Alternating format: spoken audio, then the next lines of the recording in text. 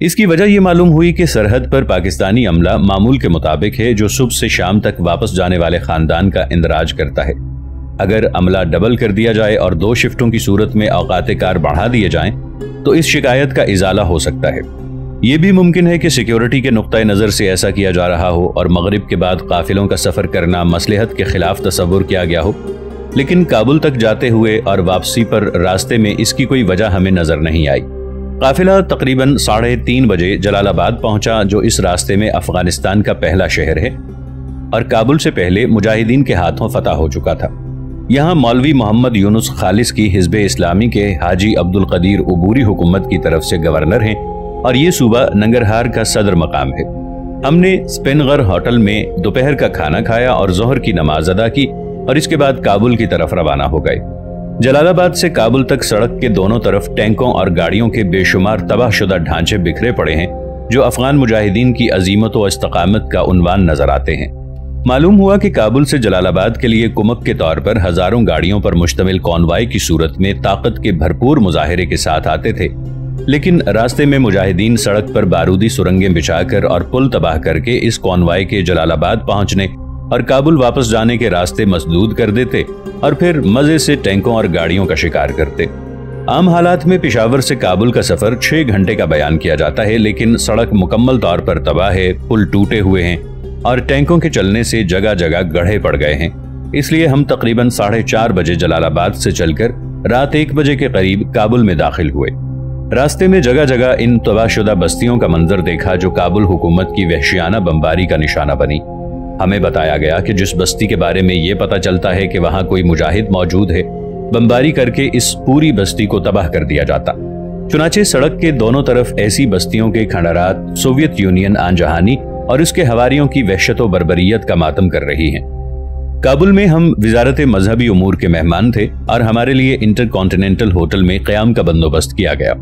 عبوری حکومت کے وزیر مذہبی امور مولانا ارسلان رحمانی ہیں، جن کا تعلق افغانستان میں علماء کی سب سے بڑی جماعت حرکت انقلاب اسلامی سے ہے۔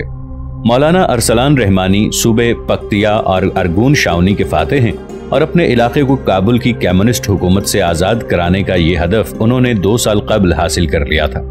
دیکھنے میں سیدھے سادے مولوی لگتے ہیں اور یوں محسوس ہوتا ہے کہ کسی دینی مدرسے میں سبق پڑھا کر آ رہے ہیں، لیکن ان کا شمار مجاہدین کے چند جیدار کمانڈروں میں ہوتا ہے اور دشمن کے حلقوں میں انہیں خونخوار مولوی کے نام سے یاد کیا جاتا رہا ہے۔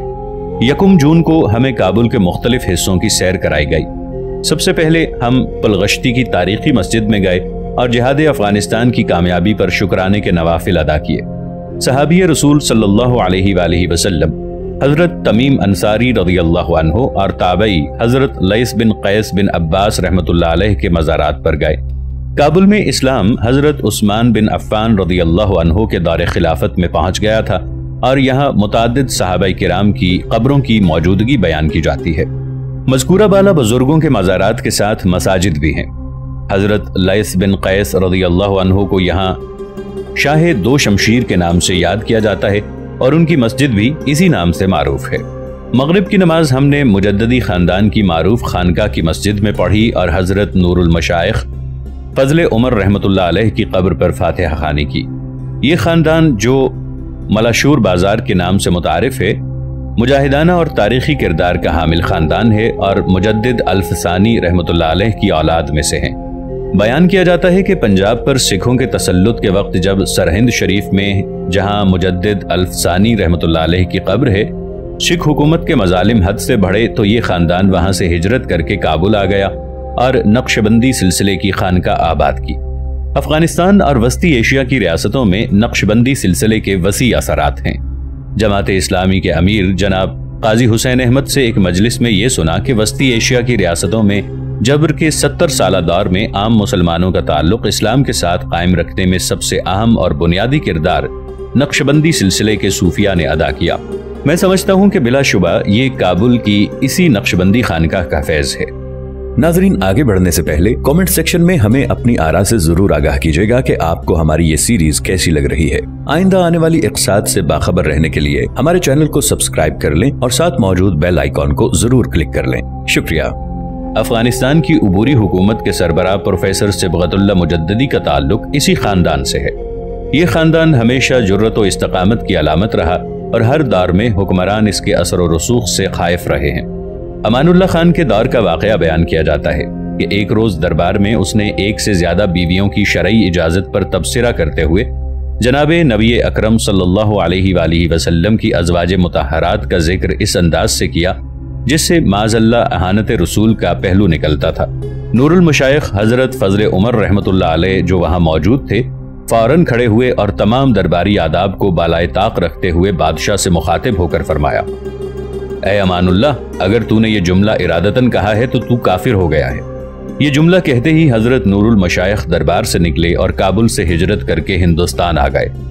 پھر جب افغانستان پر برطانوی استعمار نے حملہ کیا تو اپنے وطن کو انگریزوں سے آزاد رکھنے کے عزم کے ساتھ وطن واپس چلے گئے اور جنگ استقلال وطن میں سرگرم کردار ادا کیا۔ اس دور میں دہلی کی برطانوی حکومت نے پورا زور لگایا کہ کسی طرح حضرت نور المشائخ کو کابل جانے سے روکا جائے، لیکن وہ کسی نہ کسی طریقے سے ان کی کوششوں کو ناکام بناتے ہوئے کابل پہنچ گئے۔ کابل کی اس نقشبندی خانقاہ کے موجودہ سجادہ نشین فضل المشائخ حضرت ابراہیم جان مجددی ہیں، جنہیں کمیونسٹ انقلاب کے پہلے روز ہی خانقاہ میں موجود 100 افراد سمیت گرفتار کر لیا گیا تھا اور خبر یہ تھی کہ ان سب کو شہید کر دیا گیا ہے۔ لیکن اب یہ خوشگوار خبر کابل میں ملی کہ حضرت فضل المشائخ مد ظلہ العالی اپنے رفقا سمیت بحمد للہ تعالی زندہ ہیں اور وسطی ایشیا کی ریاست ازبکستان میں کسی مقام پر نظر بند ہیں۔ اس خبر نے بلا شبہ ہمارے دورہ کابل کی خوشیوں کو دو چند کر دیا۔ الحمدللہ علی ذالک۔ حرکت انقلاب اسلامی کے رہنما مولانا نصر اللہ منصور نے بتایا کہ بہت جلد ایک سرکاری وفد ازبکستان جا رہا ہے جو ان مجاہدین آزادی کی رہائی اور وطن واپسی کا اہتمام کرے گا۔ اس عظیم خانوادے کی داستان عظیمت کے حصار سے نکلنے کو جی نہیں چاہ رہا، لیکن مجبوری ہے کہ یہ رپورٹ اس سے زیادہ تذکرے کی متحمل نہیں ہے۔ بہرحال میرے لیے وہ لمحات زندگی کے چند گنے چنے پرمسرت لمحات میں سے ہیں جو اس خانقاہ میں گزرے۔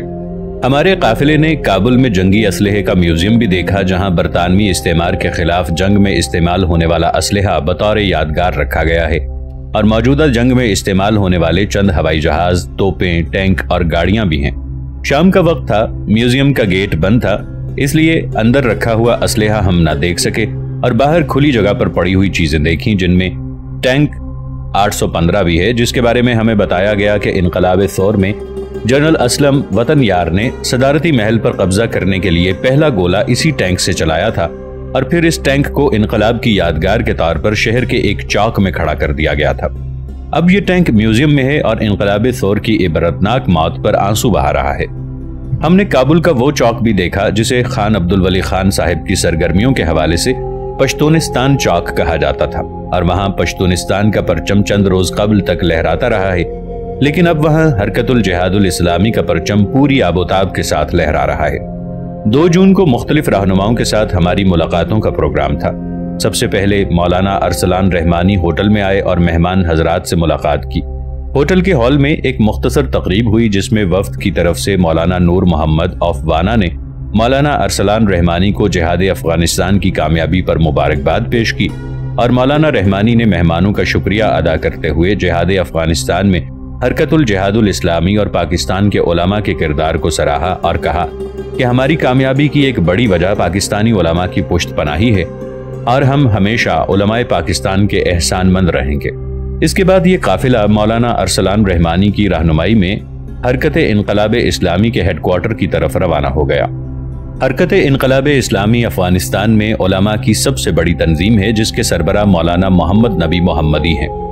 مولانا موصوف افغانستان کے سربراہوردہ عالم دین ہیں، ظاہر شاہ کے دور میں پارلیمنٹ کے رکن رہ چکے ہیں، انتہائی مدبر اور زیرک ہیں، باوقار اور سنجیدہ مزاج کے حامل ہیں۔ جہاد افغانستان کے 14 سالہ دور میں ان کی جماعت 3 حصوں میں بٹ گئی تھی، لیکن اب پھر متحد ہو گئی ہے۔ متعدد صوبوں میں ان کی جماعت کو مکمل کنٹرول حاصل ہے اور عبوری حکومت میں بھی اسے معقول نمائندگی حاصل ہے۔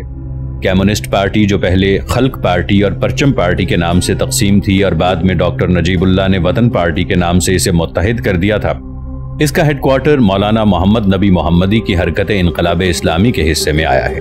یہ ہیڈ کوارٹر 5 منزلہ بلڈنگ میں ہے جس میں 200 کے قریب کمرے ہیں۔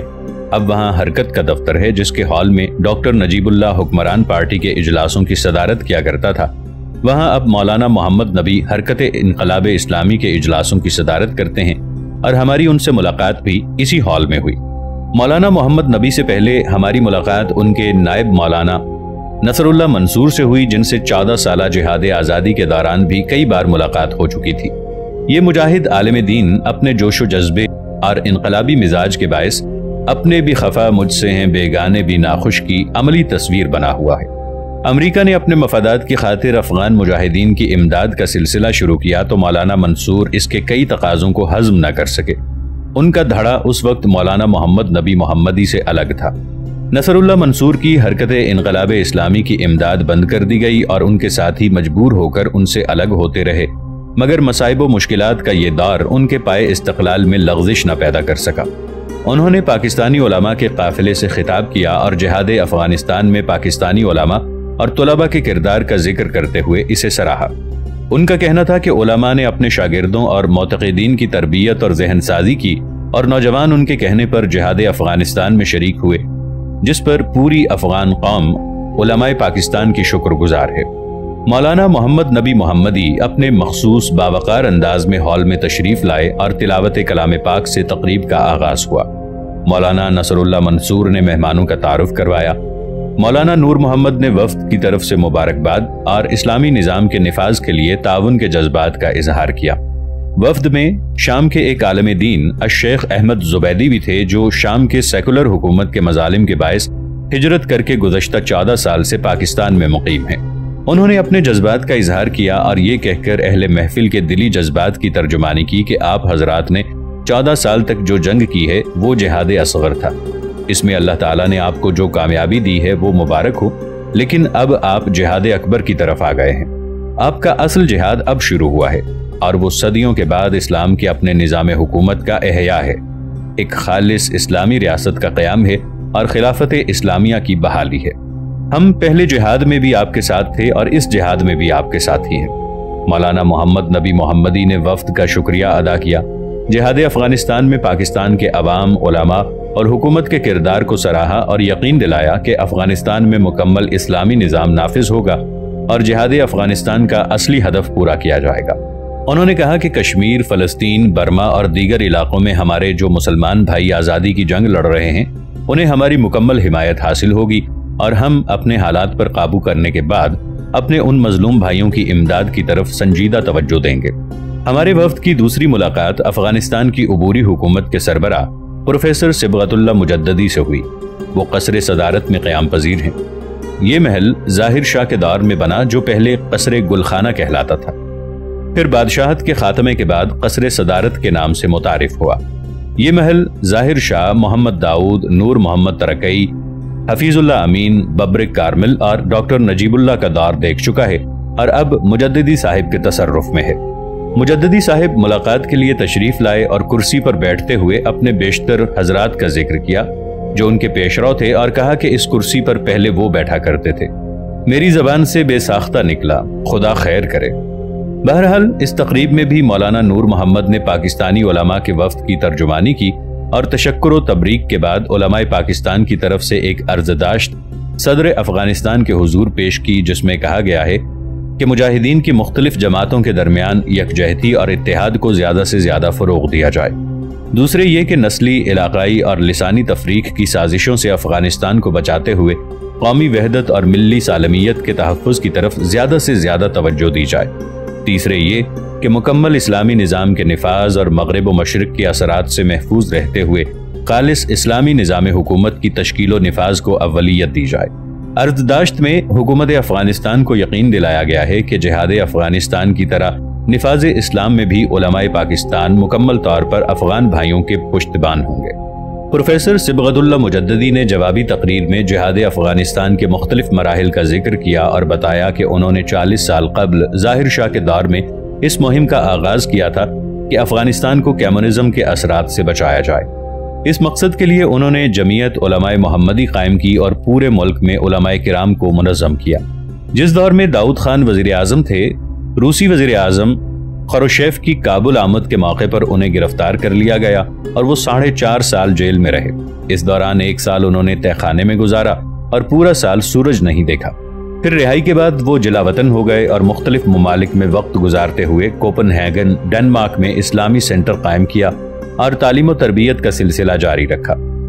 پھر جب افغانستان میں کمیونسٹ حکومت کے خلاف جہاد کا آغاز ہوا تو وہ پاکستان آ گئے اور جہاد میں شریک ہوئے۔ انہوں نے کہا کہ جہاد افغانستان کا مقصد ہی اسلامی حکومت کا قیام ہے۔ اگر ہم خدا نخواستہ ایسا نہ کر سکے تو ہماری 40 سالہ جدوجہد ضائع ہو جائے گی، اس لیے ہم مکمل اسلامی نظام کے نفاذ کی طرف بتدریج بڑھ رہے ہیں اور عبوری حکومت کے قیام کے ساتھ ابتدائی طور پر چند اقدامات کیے گئے ہیں، جن میں نمبر 1 شراب اور منشیات پر مکمل پابندی عائد کر دی گئی ہے اور بازاروں میں موجود شراب اور منشیات کے ذخیرے ضائع کر دیے گئے ہیں۔ نمبر 2 پردے کی پابندی عائد کر دی گئی ہے، چنانچہ کابل میں جہاں نوجوان عورتیں سکرٹ پہن کر بازاروں میں گھوما کرتی تھیں، اب شرعی حجاب کے بغیر گھر سے باہر نہیں نکل سکتی۔ اسی طرح ملازمت کرنے والی خواتین کو بھی پابند کر دیا گیا ہے کہ وہ شرعی پردے کے ساتھ کام پر آئیں۔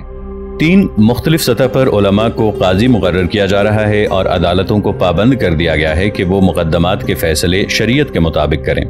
نمبر 4 اسکولوں اور کالجوں میں کمیونسٹ حکومت کا نصاب ختم کر دیا گیا ہے اور اس کی جگہ علماء پاکستان کی مشاورت کے ساتھ تعلیم کا اسلامی نصاب مرتب کر لیا گیا ہے، جس کے مطابق کتابیں چھپ گئی ہیں اور بہت جلد اسکولوں میں تقسیم کی جا رہی ہیں۔ نمبر 5 روس کے ساتھ کابل حکومت نے جتنے معاہدے کیے تھے وہ سب منسوخ کر دیے گئے ہیں اور ہم نے انہیں تسلیم کرنے سے انکار کر دیا ہے۔ انہوں نے بتایا کہ قرآن و سنت کی روشنی میں حکومتی ڈھانچے کی تشکیل کا مرحلہ ابھی باقی ہے۔ ہم اس کے لیے ایک کمیشن قائم کر رہے ہیں جس میں عرب ممالک اور پاکستان کے علماء کو بھی شریک کیا جائے گا اور اسلامی نظام حکومت کا ایک متفقہ ڈھانچہ تشکیل دے کر اس کی بنیاد پر افغانستان کا دستور طے کیا جائے گا۔ انہوں نے کہا کہ وہ مشرق و مغرب کے اثرات سے پاک ایک ایسے نظام حکومت کی تشکیل چاہتے ہیں جو اسلام کے مساوات، معاشرتی انصاف اور جمہوری حقوق کے اصولوں پر مبنی ہو، اور ہم بہت جلد ایسا ڈھانچہ تشکیل دینے میں کامیاب ہو جائیں گے۔ پروفیسر صبغت اللہ مجددی کو شکوہ ہے کہ انہیں وقت بہت کم دیا گیا ہے کہ 2 ماہ میں کچھ بھی نہیں ہو سکتا۔ ان کی گفتگو سے اندازہ ہوتا تھا کہ کوئی لابی ان کے ارد گرد کام کر رہی ہے، جس کا مقصد عبوری حکومت کے سربراہ کو اس بات پر اڑ جانے پر آمادہ کرنا ہے کہ اسلام میں عبوری حکومت کا کوئی تصور نہیں ہے اور جو ایک بار اقتدار پر آ جائے اسے شرعی عذر کے بغیر معزول نہیں کیا جا سکتا۔ ایک بزرگ نے ان سے یہاں تک کہہ دیا ہے کہ امامت کے انعقاد کے لیے تمام گروہوں کا متفق ہونا ضروری نہیں ہے، کیونکہ حضرت علی رضی اللہ عنہ کی خلافت تمام گروہوں کے اتفاق کے بغیر ہی منعقد ہو گئی تھی۔ لیکن ہم سمجھتے ہیں کہ ایسا کہنے والا افغان مجاہدین کے خیرخواہ نہیں ہے، کیونکہ ان باتوں کا نتیجہ افغان مجاہدین میں اختلاف کو بڑھانے اور نتیجتاً افغان قوم کو ایک طویل خانہ جنگی کی طرف دھکیلنے کے سوا کچھ نہیں ہوگا۔ ہماری رائے یہ ہے کہ جہاد افغانستان میں حضرت پروفیسر صبغت اللہ مجددی کی شخصی اور خاندانی خدمات اور قربانیوں کے اعتراف کے طور پر کمیونسٹ حکومت سے اقتدار وصول کرنے کا جو اعزاز انہیں ملا ہے، اسے تاریخ میں اعزاز کے طور پر ہی محفوظ ہونا چاہیے۔ اس میں وقت کی کوئی حیثیت نہیں ہے۔ چنانچہ چند روز یا چند سال مزید صدر رہنے کی بجائے اقتدار سے اپنے وقت پر معاہدے کے مطابق عزت و وقار کے ساتھ دستکش ہو جانے سے انہیں جو مقام حاصل ہوگا وہ صدارت کے رسمی منصب سے کہیں زیادہ بلند و بالا ہوگا، اور ہمیں امید ہے کہ جناب مجددی چند لوگوں کے غلط مشورے کو قبول کر کے اپنے اس تاریخی اعزاز کو ضائع نہیں کریں گے۔ پاکستانی علماء کے وفد کی ملاقات عالمی شہرت کے حامل گوریلا کمانڈر اور عبوری حکومت کے وزیر دفاع احمد شاہ مسعود سے بھی ہوئی، جو کئی لحاظ سے اہم ہے۔ تقریباً ہم سب کو پہلی بار اس مجاہد نوجوان کو دیکھنے کا موقع ملا جو مسلسل 14 سال تک روس اور اس کے حواریوں کے اعصاب پر چھایا رہا ہے، اور اب یک لخت پینترا بدل کر مغربی میڈیا کے اعصاب پر سوار ہو گیا ہے۔ احمد شاہ مسعود نے جس دھیمے اور منطقی انداز میں علماء کے سامنے اپنے موقف اور پوزیشن کی وضاحت کی، اس نے تمام شرکائے محفل کو یکساں متاثر کیا، اور اس کی تواضع انکساری اور علماء کے ساتھ عقیدت و محبت کے بلا تکلف اظہار نے اس کی شخصیت کے بارے میں پائے جانے والے کئی شکوک و شبہات خود بخود تحلیل کر دیے۔ احمد شاہ مسعود کے ساتھ ملاقات کی تقریب وزارت دفاع کے ہیڈ کوارٹر میں ہوئی۔ تقریب میں مولانا نور محمد افوانہ کے علاوہ جمعیت علماء اسلام پاکستان کے نائب امیر مولانا فداء الرحمان درخواستی نے بھی خطاب کیا، جن کے بارے میں اسی محفل میں انکشاف ہوا کہ وہ احمد شاہ مسعود کے استاد زادہ ہیں۔ احمد شاہ مسعود نے خود بتایا کہ جہاد افغانستان کے آغاز سے قبل انہوں نے رمضان المبارک کے کچھ دن خانپور میں قیام کیا اور حضرت مولانا محمد عبداللہ درخواستی دامت برکاتہم کے دورہ تفسیر قرآن میں شرکت کی۔ चुनाचे अपने उस्तादजादा को जिस अकीदत के साथ अहमद शाह मसूद ने रुखसत किया वो उनकी सादतमंदी की अलामत है।